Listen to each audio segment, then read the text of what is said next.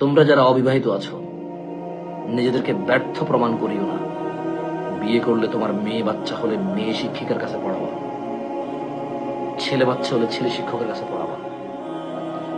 এমন যেখানে মেয়েদেরকে মেয়েরা পড়ায়, যেখানে ছেলেদেরকে ছেলেরা পড়ায়, সেখানে পড়াবা।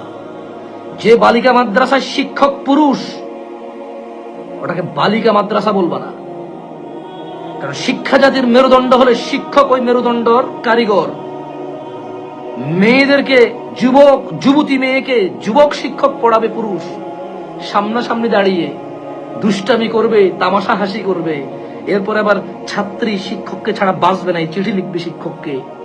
শিক্ষক বসে বসে বুঝাবে, না তুমি বুঝতেছো না, তোমার একটা লাইফ আছে, শোনো এটা ঠিক না, আমি তোমার শিক্ষক। হ্যাঁ, মানে পড়াবা না, নেভার।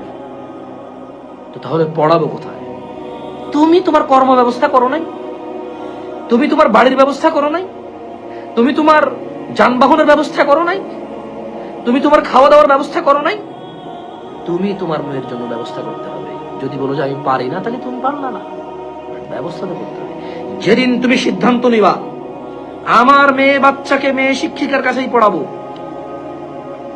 সেদিন দেখবা এদেশে স্কুল মাদ্রাসাওয়ালারা দুইটা করবে স্কুল, একটা মেয়েদের একটা ছেলেদের। কারণ ও এটাই তার উপার্জনের মাধ্যম, স্কুল মাদ্রাসা পরিচালনা করা। সে তার উপার্জনের কোনো খাত ছাড়বে না।